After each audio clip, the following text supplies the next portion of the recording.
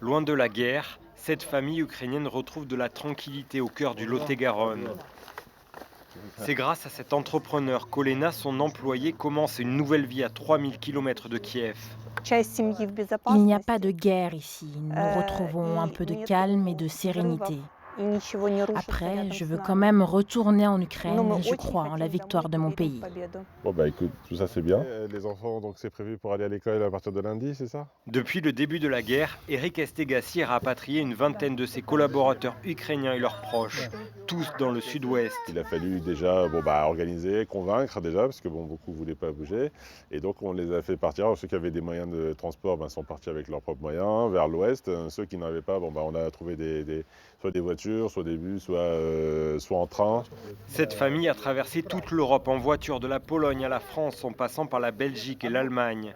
À bientôt 70 ans, Galina ne regrette pas d'avoir quitté son Ukraine natale.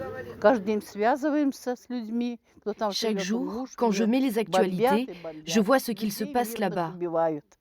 Je vois les bombes russes qui tuent des civils dans mon pays.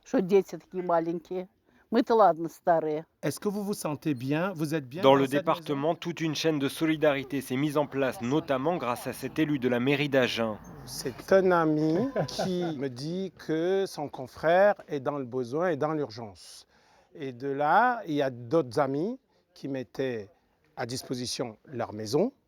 À partir de cet instant-là, tout s'est organisé autour.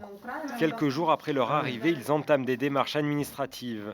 En parallèle, le chef d'entreprise, lui, s'occupe aussi de certains de ses collaborateurs encore en Ukraine ou en Pologne. Aujourd'hui, ce qu'on a besoin pour pouvoir les rapatrier ainsi que leur famille de Pologne où on les a logés dans des hébergements précaires, c'est d'avoir des solutions d'hébergement stables.